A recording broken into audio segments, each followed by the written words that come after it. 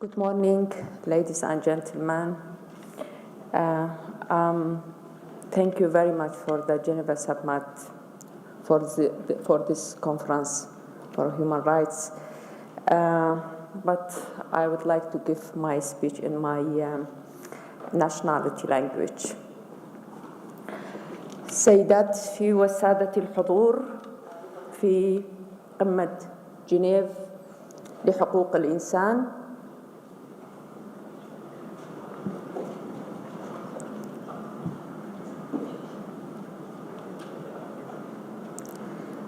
طابت أوقاتكم السيدات والسادة الحضور،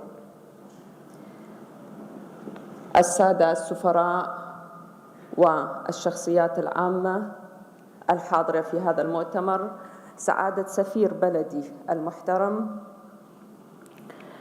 يقولون إن المرأة هي مرآة المجتمع، بل هي المجتمع بأكمله، ويقولون بأن وراء كل رجل عظيم امرأة. هكذا يعبر المثقفون في العصر الحاضر عن أهمية المرأة في المجتمع، وبلا شك فإن المرأة نصف المجتمع، وإنها هي التي تصنع النصف الآخر، فهي مربية الأجيال وصانعة الرجال، وهي الأم والأخت والزوجة والابنة. هناك نماذج من نساء عظيمات استطعن أن يقودن شعوباً وبلداناً كبيرة، وأخريات استطعن أن يقودن ثورات qui ont dirigé de grandes nations. And wars against colonialists and invaders who developed science, art, and literature. And for all of this, and with the 20th century began a start toward legalizing women's rights. In 1912 at The Hague there was the adoption of the Conventions on Conflict of National Laws relating to marriage and divorce. And in 1914 the International Labour Organization issued the Maternity Protection Convention, and it's all aimed to support working women and underground work for women. And after the Second World War, the international interest in women issues got greater, and the Charter of United Nations in 1945 promotes respect for human rights and fundamental freedom for everyone, without distinction due to race or sex, language or religion, women, men. And in 1948, the Universal Declaration of Human Rights, and it was a huge step towards the protection of women's rights and family care. And in 1952, the UN Commission of the Status of Women prepared the Women Political Rights Treaty, which was adopted by the UN General Assembly. 1976, the United Nations passed a special declaration on the elimination of discrimination against women. And 1968, the Tehran Declaration of Support for Women was released.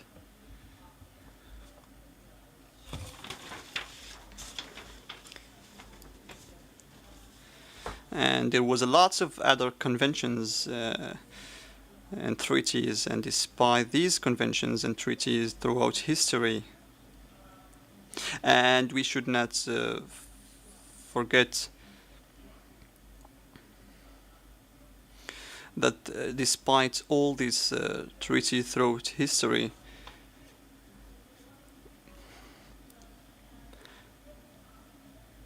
and there is still the persecution of women and people in general.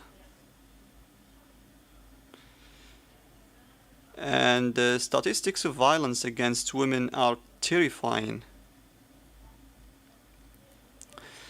there are a lot of differences between countries, but the violence and persecution could be seen clearly in what happened in Iraq and Syria.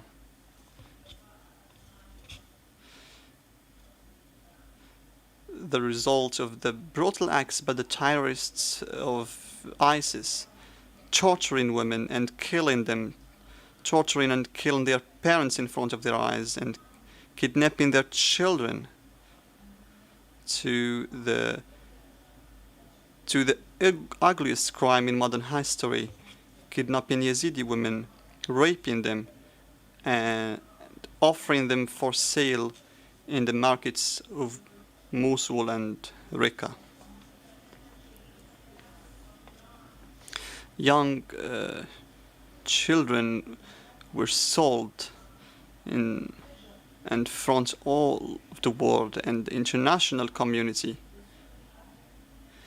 And in the absence of the free world and the blatant defense of all human values, in front of the eyes and ears of the world, this terrorist organization has been selling women like brands.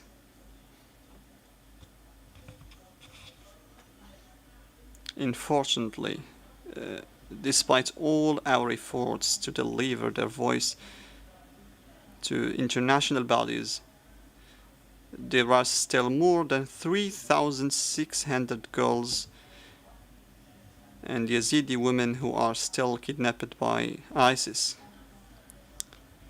living tortured lives, and there are hundreds or even thousands of women from different religions living under very critical conditions in the camps, and sometimes without even a roof. I'm here to ask the international community to help more than 3 million Yazidi women and child. But I want to say what happened to us is no less horrible than what happened to the women in Burma and the victims of Boko Haram in Nigeria and every corner in the world, where women are subjugated to the worst kind of oppression and persecution. Today we must all unite to fight the oppression of women. I'm here to not only speak on behalf of Yazidi Iraqi women, whom I witnessed with my own eyes being victims to violence, and the thousands of widows and orphans,